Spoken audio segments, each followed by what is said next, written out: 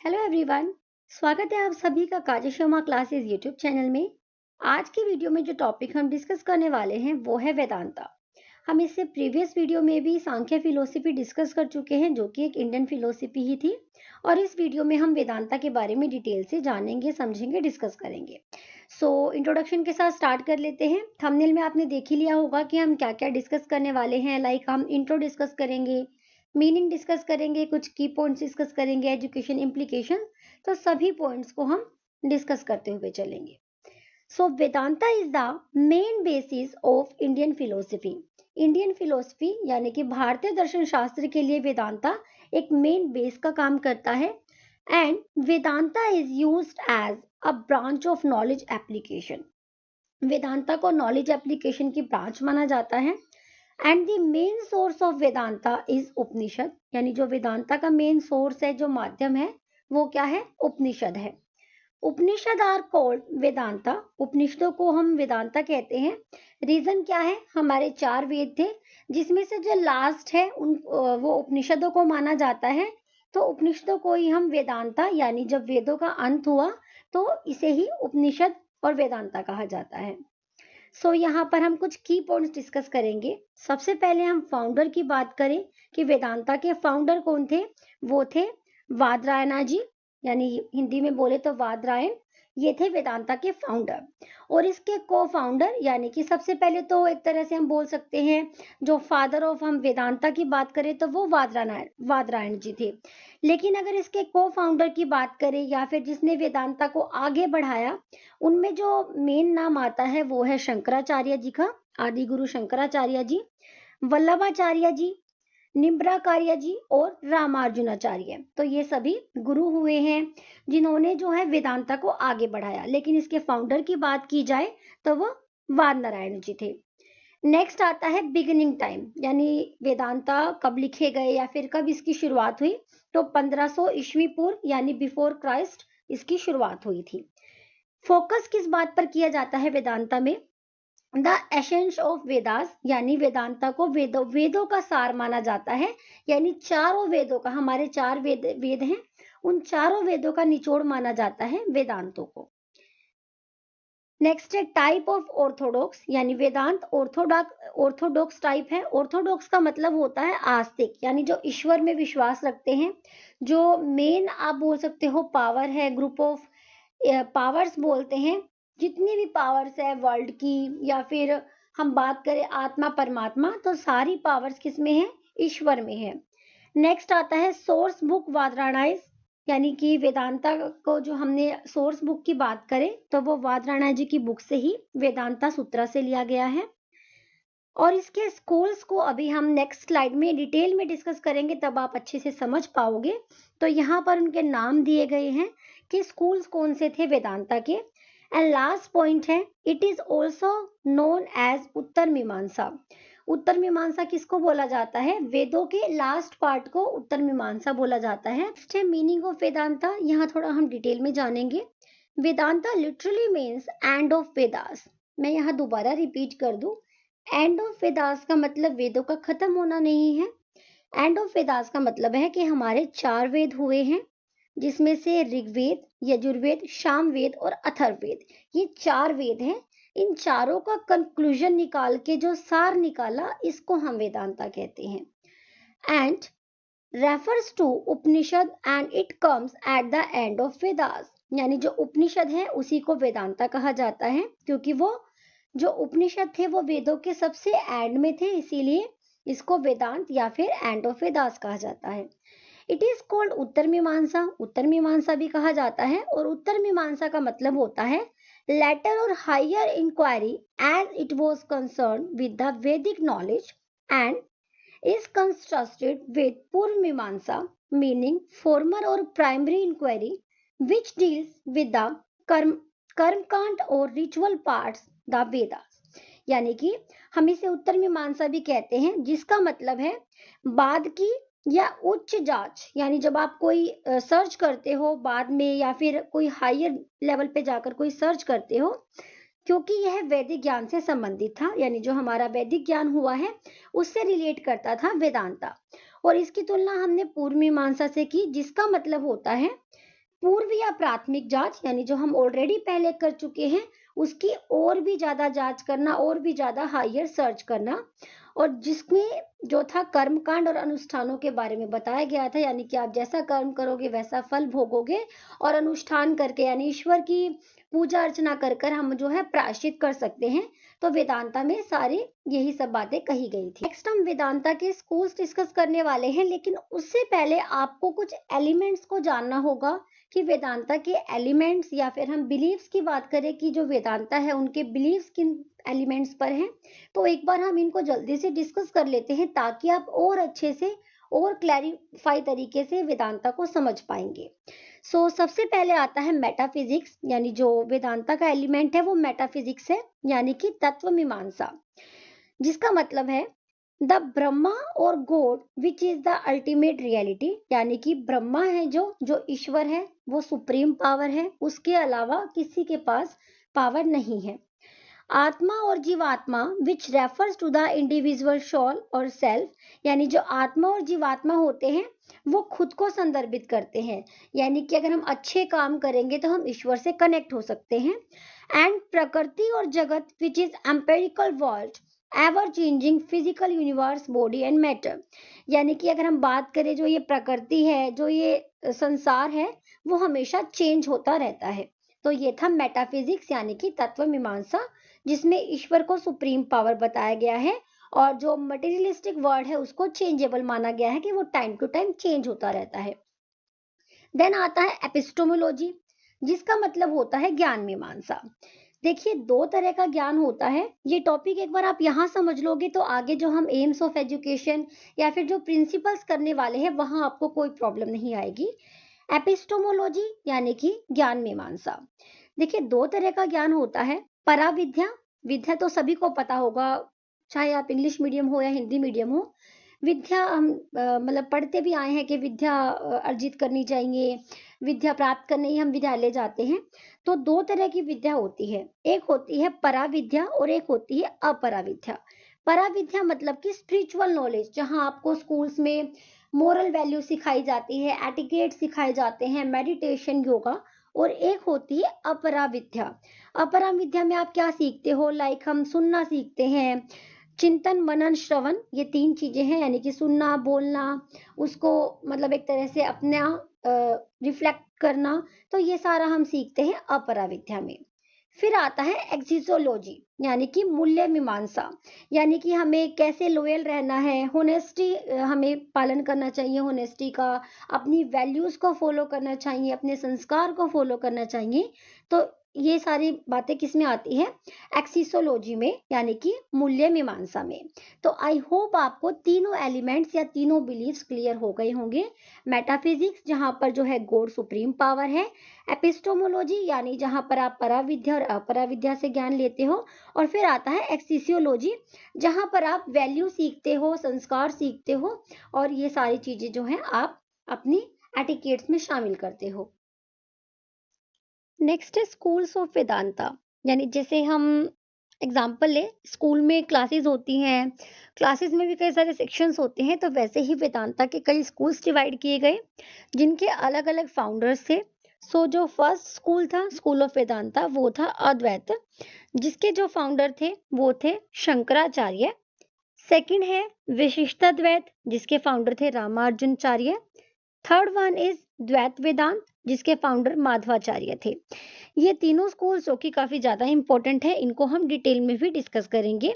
And जो बाकी के तीन स्कूल है उनके आप फाउंडर नेम एंड उन स्कूल्स के नाम आप याद कर सकते हो, जो कि वेदांता के स्कूल्स एंड उनके फाउंडर है। फोर्थ है द्वैतादित्य, जिसके जो फाउंडर थे वो थे निबांकाचार्य। एंड नेक्स्ट वन जो थे शुद्धोद्वैत, इसके जो फाउंडर थे वो भी निबांकाचार्य थे। एंड जो सिक्स्थ है अचैतन्य, इसके भी जो फाउंडर थे वो थे चैतन्य आचार्य। तो ये थे स्कूल्स ऑफ वेदांता, और अभी जो तीन स्कूल्स हैं वेदांता के उनको हम डिटेल में जानेंगे। नेक्स्ट आता है अद्वैत। जो अद्वैत स्कूल है उसके फाउंडर थे, यानी जो इनिशिएटर थे वो थे आदि गुरु शंकराचार्य जी। इसमें क्या बात कही गई अद्वैत स्कूल में, Brahma is the only ultimate reality, यानी जो ब्रह्मा है वही रियलिटी है और ये सारा संसार क्या है, इल्यूजन है, यानी कि जो वर्ल्ड है एक भ्रम है, यानी ये संसार एक मोह माया है और जो सुप्रीम पावर है वो सिर्फ ब्रह्मा है यानी ईश्वर है। Ignorance is the cause of all suffering in the world, and only upon the true knowledge of Brahma can liberation be attained.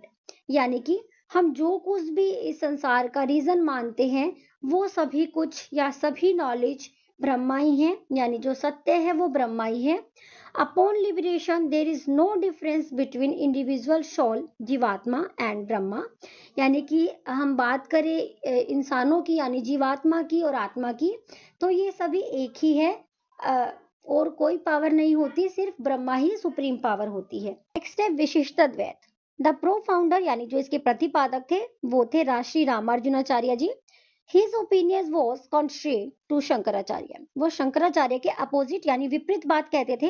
देखिए शंकराचार्य जी ने तो बोल दिया कि ब्रह्मा ही सुप्रीम पावर है और सब कुछ मोह माया है, बट जो रामार्जुनाचार्य थे वो कहते थे दे believe that Brahma is an independent element, यानी ब्रह्मा जो है स्वतंत्र है, इंडिपेंडेंट तत्व है, and the living being is also true, यानी जो लिविंग बींग होते हैं, ह्यूमन बींग्स होते हैं, यानी कि जो जीवात्मा होती है वो भी सच है, वो झूठ नहीं है।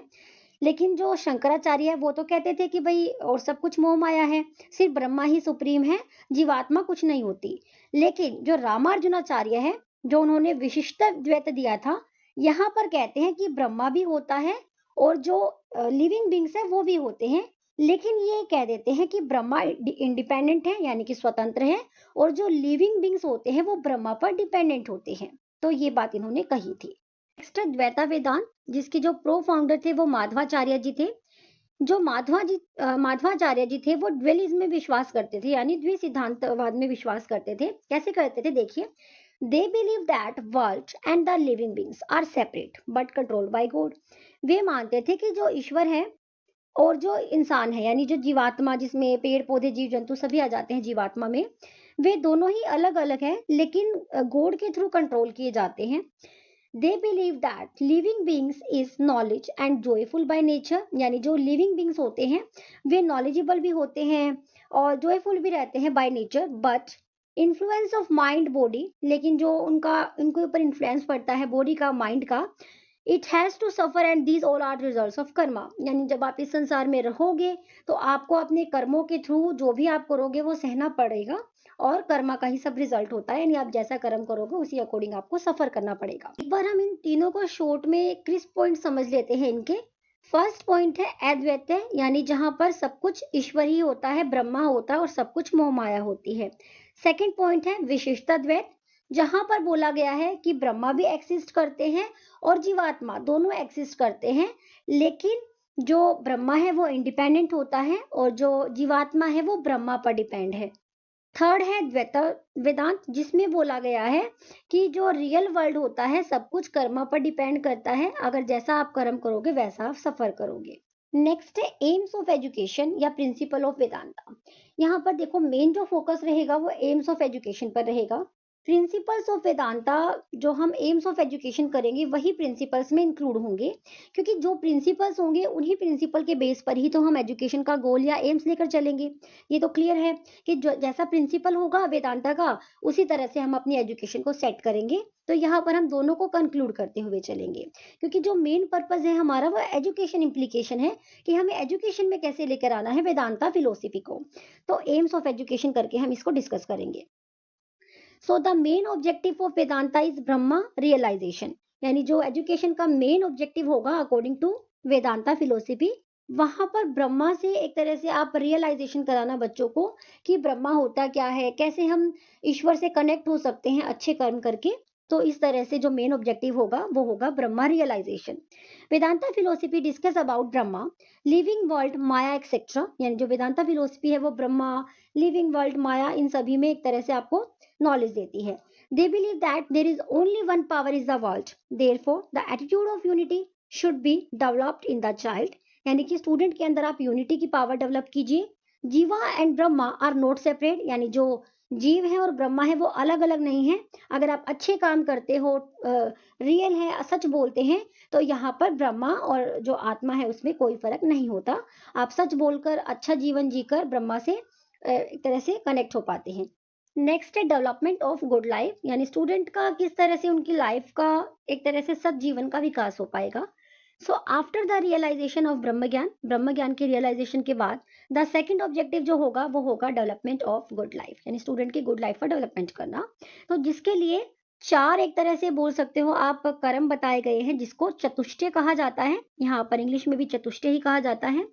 Constant deterrent of things, detachment from worldly and worldly pleasure, यानी कि इहलौकिक और परलौकिक भोगों से विराग, यानी कि जो आप इस संसार की मोह माया है उन सभी से ऊपर उठकर awareness of mind and senses, यानी कि एक तरह से मन और इंद्रियों का संज्ञान जब आप उस पर कंट्रोल कर लेते हो तभी आपको नॉलेज की प्राप्ति होती है, यानी अटेनिंग नॉलेज, आप ज्ञान प्राप्त कर पाते हो। Devotion and devotion to God have been said to be essential for survival, यानी कि अगर आप इस वर्ल्ड में एग्जिस्ट करना चाहते हो तो आपको ईश्वर से कनेक्ट होना जरूरी है, वरना आप सरवाइव नहीं कर पाओगे। स्ट्रीम ऑफ एजुकेशन है Karma for the knowledge of Brahma, यानी ब्रह्म की ज्ञान के लिए हमें कर्म करने पड़ते हैं। To attain the knowledge of Brahma, the person seeking knowledge have been told to do 4 types of deeds. 4 types बताए हैं। फर्स्ट है नित्य, सेकंड है नैमित्तिक, थर्ड है प्रायश्चित एंड फोर्थ है उपासना, यानी कि 4 कर्म है। एज ऑफरिंग एग्जाम्पल दिया है, जैसे कि किसी के जब बेबी होता है तब संस्कार होता है, यानी कि अगर आपको ईश्वर कुछ अच्छा दे तभी भी आपको ईश्वर की पूजा करनी चाहिए, उनको याद करना चाहिए। एक्ट डन टू प्रिवेंट सिन, यानी कि जो भी आपने पाप किए हैं जब आप उनका प्रायश्चित करते हो तब भी आप ईश्वर को याद करते हो। तो इन सभी में क्या बताया गया है कि आपको ईश्वर को याद करते रहना चाहिए, उनमें कॉन्सेंट्रेशन, उनकी पूजा करनी चाहिए। फिर आता है difference between truth and false knowledge. आप स्टूडेंट को बताइए कि क्या सत्य ज्ञान है, क्या मिथ्या यानी कि क्या गलत ज्ञान है। The aim of education is to develop the child's ability to differentiate between true and false knowledge, यानी आप स्टूडेंट्स को बताइए कि सत्य ज्ञान क्या है और असत्य ज्ञान क्या है। तो पुरुषार्थ में क्या है, यहाँ पर भी आपको 4 एफर्ट्स करने होंगे, जो कि है धर्म, अर्थ, कर्म एंड मोक्ष, जिसके थ्रू आप ईश्वर को प्राप्त कर सकते हो। नेक्स्ट आता है spiritual development. Vedanta consider spiritual knowledge essential for the student, यानी वेदांता में स्पेशली बताया है कि स्टूडेंट के लिए स्पिरिचुअल नॉलेज जरूरी है। स्पिरिचुअल नॉलेज का एग्जांपल जैसे आप स्टूडेंट को मेडिटेशन करा सकते हो, उनको योगा करा सकते हैं, कोई फिजिकल एक्टिविटी है वो करा सकते हो। And for this the student should stay away from the bounded world and practice in Gurukul, यानी कि जो स्टूडेंट्स हैं उनको गुरुकुल में जाकर पढ़ना चाहिए, क्योंकि गुरुकुल में जो है बच्चे पूरा दिन अपने गुरु के साथ रहकर जो फिजिकल वर्क है वो करते थे, तभी आपको स्पिरिचुअल नॉलेज मिल पाएगी। फिर आता है एजुकेशन फॉर कल्चर, अपनी संस्कृति के लिए भी शिक्षा देना आपको वेदांता सिखाता है। वैदिक period considered culture importance, therefore culture knowledge should be developed in students through education. Next आता है रैकलेस लाइफ, यानी कि वैरागी जीवन।